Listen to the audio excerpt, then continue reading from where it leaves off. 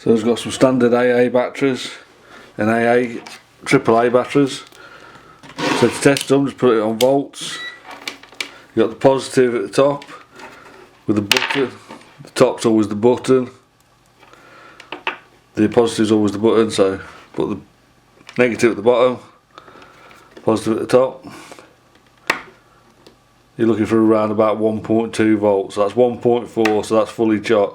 I think 1.7 is fully charged, and 1.2 is completely empty. So try an AA. That's 1.6, so it's a bit more charged. If you flip the leads around, so you put the positive on the negative,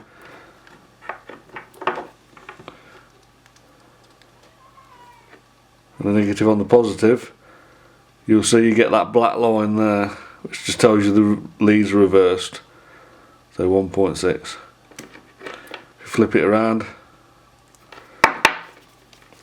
back to the correct way, that line will disappear. There you go, AA, another AAA.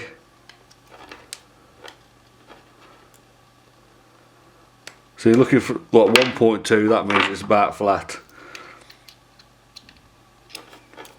There's 1.6, you've still got some good life left in it. So that's 1.2. Most of them are flat.